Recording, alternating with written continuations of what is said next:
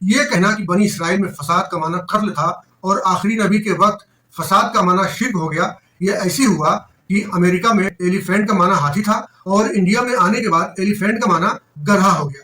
عجیب بے شرمی۔ संसार में जो कुछ है सब ब्राह्मण का है, तुम्हारा कुछ नहीं है। دوستو آج میں پھر ایک مسلم جاہل کے جھوٹ کا ایک نیا خلاصہ کرنے والا ہوں، اور میں نے کئی ویڈیو پہلے بھی انہی لوگوں کے متعلق اپلوڈ کیا ہے، آگے بھی اپلوڈ کروں گا، کیونکہ یہ پورا تانا بانا جس ویڈیو کا ہے وہ ویڈیو تقریباً 1.5 گھنٹے کی ہے، اور میری کوشش ہے کہ اس پوری ویڈیو پر مکمل بات کیا جائے۔ اور بتا دوں کہ میں ان مرتدین کے جواب میں اس طرح کی ویڈیوز اس لیے اپلوڈ کرتا ہوں تاکہ ابلیس کے ان چیلوں کے فتنوں کی بابت آپ کو آگاہ کرتا رہوں، ان کے پروپیگنڈوں کی حقیقت بتاتا رہوں، تاکہ آپ ان شیطانوں سے دھوکہ نہ کھائیں۔ چلیے شروع کرتے ہیں۔ ساحل جی، میں نے وہی بات کی تھی وہ کہ صاحب کی ایک انسان کا قتل مانو ساری انسانوں کا قتل ہو گیا۔ 5.32 کی یہ جب بات کرتے ہیں یہ ڈیفنس ہے، اسٹینڈرڈ ڈیفنس ہے، ایک آپ کی الکافرون اور دوسری 5.32 یہ اسٹینڈرڈ ڈیفنس ہے ملا مولانا کی کہ اسلام جو ہے وہ پیس کا ریلیجن ہے۔ اب 5.32 کی بات سب کرتے ہیں، اس میں جو فساد کیا ہے یہ نہیں بتاتے، اور اس کے بعد 5.33 سے لے کے 5.40 تک کیا آیا ہے یہ بھی نہیں بتاتے۔ ذرا اس کا خلاصہ کریں لوگوں کے سامنے سے لوگ سمجھ جائیں کہ اصلیت میں یہ ہے کیا چیز۔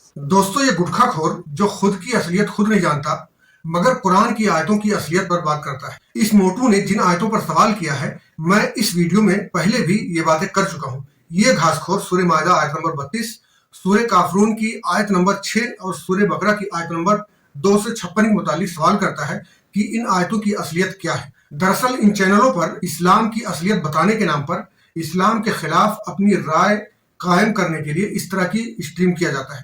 اس مقصد کے لیے ان چینلوں پر ایسے لوگوں کو ہی بلایا جاتا ہے تاکہ ان کے منہ سے اپنی بات منوائی جائے۔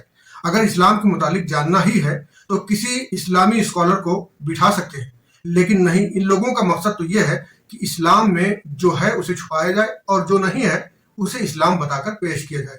اگر کسی اسلامی اسکالر کو سامنے بٹھا کر سوال کریں گے تو وہ قرآن و حدیث اور تاریخی حوالے سے مضبوط اور مدلل جواب دیں گے، اور یہی بات ان لوگوں کو پسند نہیں، کیونکہ ان لوگوں کو جھوٹ پروسنا ہوتا ہے۔ یہی وجہ ہے کہ اس کے جیسے لوگ اپنے چینلوں پر جان بوجھ کر ان جاہلوں کو بٹھا کر اس طرح کے سوال کرتے ہیں۔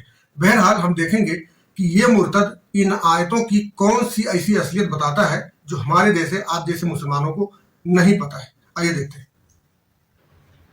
ہاں بالکل، یہ اصل میں ان کے پاس 1-2-3 آیتیں ہیں، جو بھی آپ بولو گے، جدھر بھی بولو گے آپ، یہ بس 2-3 آیت آپ کے پاس آئیں گی۔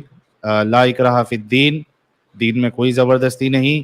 اس کے بعد لکم دینکم ولی دین، اس کے بعد جس نے ایک نفس کا قتل کیا اس نے ساری انسانیت کا قتل کیا، جس نے ایک نفس کا جو ہے کی جان بچائی اس نے ساری انسانیت کی جان بچائی۔ اس گینڈے کے سوال پر اس مرتد نے کہا کہ جب بھی اسلام پر کوئی بات کرو تو ملا مولوی یہی 2-3 آیتیں سناتے ہیں۔ یہ کہنا چاہتا ہے کہ ان 2-3 آیتوں کے علاوہ قرآن میں فساد اور ظلم و زیادتی کے خلاف کہیں کوئی بات نہیں کی گئی۔ وہ 2-3 آیتیں کون سی ہیں؟ ایک ہے سورہ بقرہ 256 جس میں کہا گیا لا اکراہ فی الدین قد تبین الرشد من الغی۔ دوسری ہے سورہ کافرون کی آیت نمبر 6 جس میں کہا گیا لکم دینکم ولی دین۔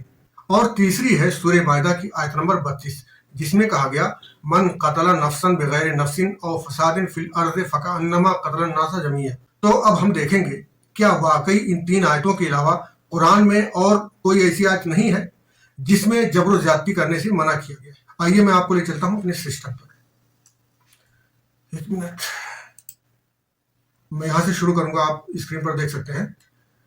یہ ہے سورہ مائدہ کی آیت نمبر 8، اس میں کہا گیا کسی قوم کی دشمنی تمہیں اس بات پر نہ ابھارے کہ تم انصاف نہ کرو۔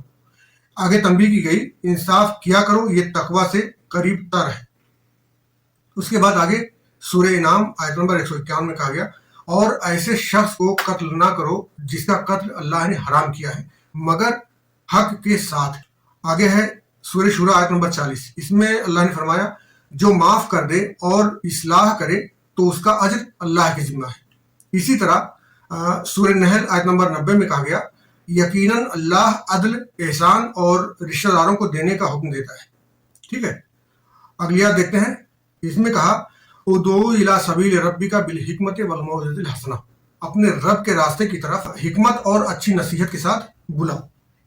ठीक है, आगे है सूरह फुस्सिलत आयत नंबर 34। इसमें कहा गया बुराई को उस तरीके से दूर करो जो बेहतरीन हो, फिर वही शख्स जो तुम्हारा दुश्मन है ऐसा हो जाएगा जैसे गहरा दोस्त।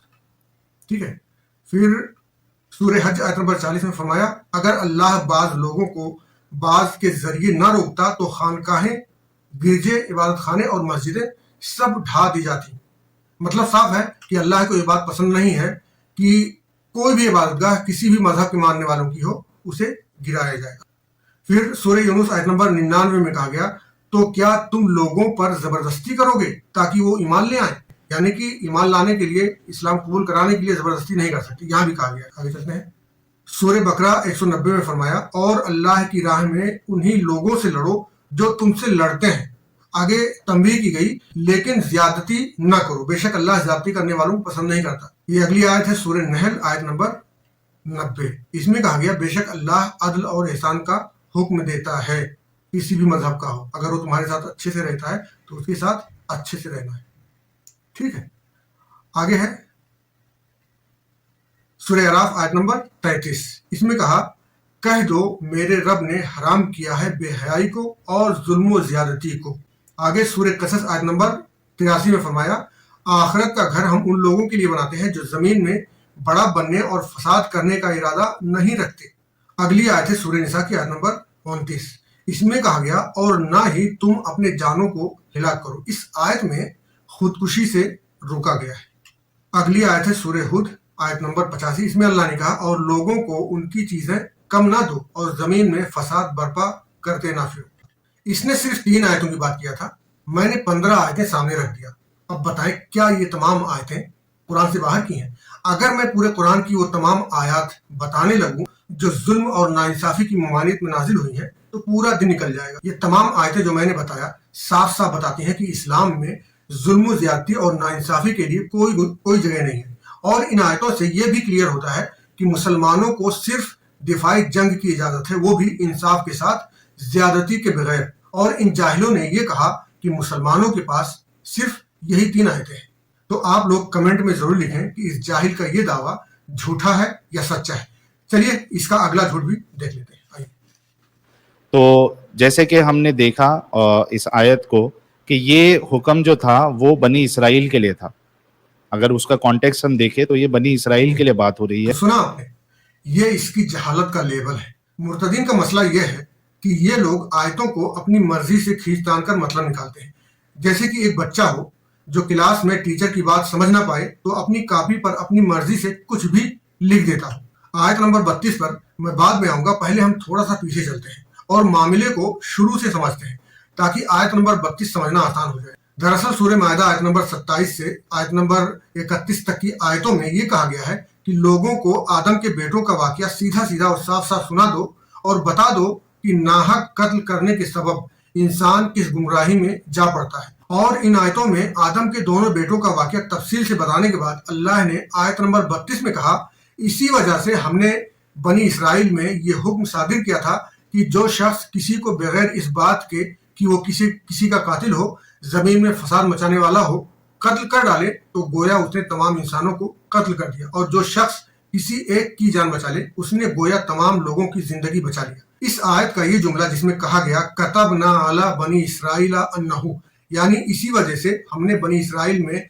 ये हुक्म सादिर किया था। और इसी जुमले से ये लोग तावील करते हैं कि ये हुक्म बनी इसराइल के लिए था। आप खुद सोचें, अगर ये हुक्म उम्मत मोहम्मदिया के लिए नहीं होता तो 27 से 31 नंबर की आयतों में अल्लाह अपने नबी से ये क्यों कहता कि लोगों को आदम के बेटों का वाकया साफ साफ सुना दो और बता दो कि नाहक किसी का कत्ल करना गुमराही का रास्ता है। मतलब बिल्कुल साफ है, यहाँ पर किसी को नाहक कत्ल ना करने की ये नसीहत मुसलमानों को की जा रही है, बनी इसराइल को नहीं।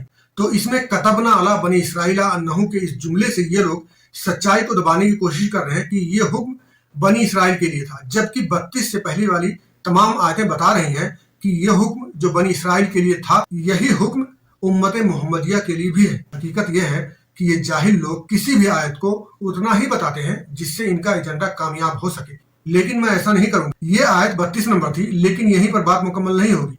हमें आयत नंबर 33 तक जाना होगा। तो आयत नंबर 33 स्क्रीन पर देख सकते हैं। इसमें अल्लाह ने कहा, जो अल्लाह और रसूल से लड़ाई करते हैं और जमीन में फसाद फैलाते हैं, कत्ल व गारतगरी करते हैं, उनकी सजा यही है कि वो कत्ल कर दिए जाएं या सूली चढ़ा दिए जाएं।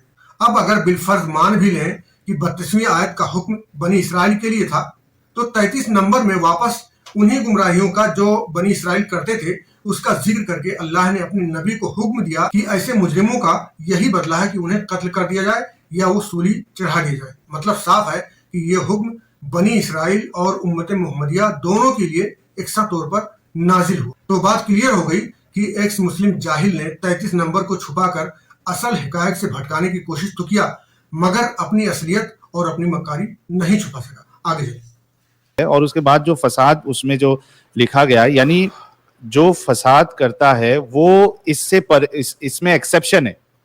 और फसाद क्या है, जैसे सचवाला जी ने बताया कि कुफ्र करना, शिर्क करना, ये फसाद है।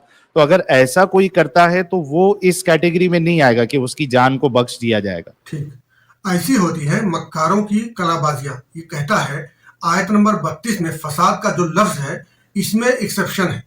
इसके मुताबिक लफ्ज फसाद में एक्सेप्शन ये है कि बनी इसराइल में फसाद का माना कत्ल था और उम्मत मोहम्मदिया में फसाद का माना शिर्क हो गया। सुभान अल्लाह। ये कौन सी डिक्शनरी है मुझे नहीं पता, अगर आपको पता हो तो कमेंट में जरूर बता देना। ये कहना कि बनी इसराइल में फसाद का माना कत्ल था और आखिरी नबी के वक्त फसाद का माना शिर्क हो गया, ये ऐसे हुआ कि अमेरिका में एलिफेंट का माना हाथी था और इंडिया में आने के बाद एलिफेंट का माना गधा हो गया। अजीब बेशर्मी है। असल में ये दोगलापन इन लोगों की दिमाग में है, कुरान में नहीं। बनी इसराइल के लिए भी कत्ल करना फसाद था, उम्मत मोहम्मदिया के लिए भी कत्ल करना फसाद ही है। अब कोई ये सवाल भी कर सकता है कि ये कैसे हो सकता है कि एक जगह फसाद का माना शिर्क हो और दूसरी जगह फसाद का माना कत्ल हो। तो मैं आपको बता दूं कि फसाद का कोई एक खास माना नहीं होता, बल्कि फसाद में हरो खराबी आती है जिससे मुआशरे में बिगाड़ पैदा हो, लोगों के बीच इंतशार फैले, बदअमनी फैले, चोरी हो, रेप हो, यहाँ तक कि झूठ बोलना भी फसाद के जुमरे में आता है। क्योंकि शिर्क अकीदे की खराबी है, इसीलिए इसको भी फसाद कहा गया है। तो अगर किसी जगह फसाद का लफ्ज आ जाए तो जरूरी नहीं है कि वहां पर उस जगह उस फसाद का माना शिर्क ही है, बल्कि उसका सियाको सबाक देखने के बाद ही पता चलता है कि यहाँ चोरी वाले फसाद की बात हो रही है या कत्ल की या फिर शिर्क व कुफ्र की। और इस आयत में फसाद से मुराद कत्ल और खूनरेजी है, न कि शिर्क और कुफ्र। और जैसा कि इसने कहा फसाद का माना शिर्क होता है, तो हकीकत यह है कि इसने इसी तरह कहीं सुना होगा कि शिर्क एक फसाद है।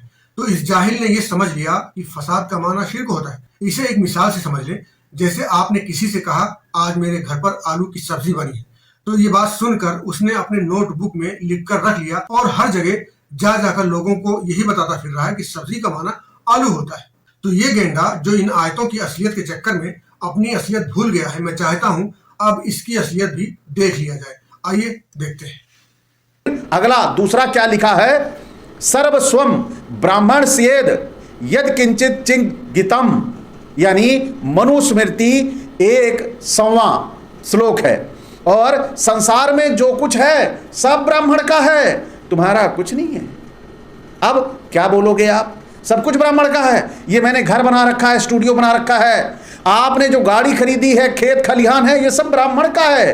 आपका क्या है, आपका क्या है? जिस दिन ये सुपर पावर में आ गया, जिस दिन इसने सर्वस्व अपनी सत्ता बना ली, जब चाहेगा आके आपके दरवाजे पे खड़ा होके कहेगा, ओए फलनवा निकल बाहर, तेरा घर नहीं है ये, तुझे पता नहीं है मनुस्मृति में क्या लिखा है, संसार में जो कुछ है वह सब ब्राह्मण का है।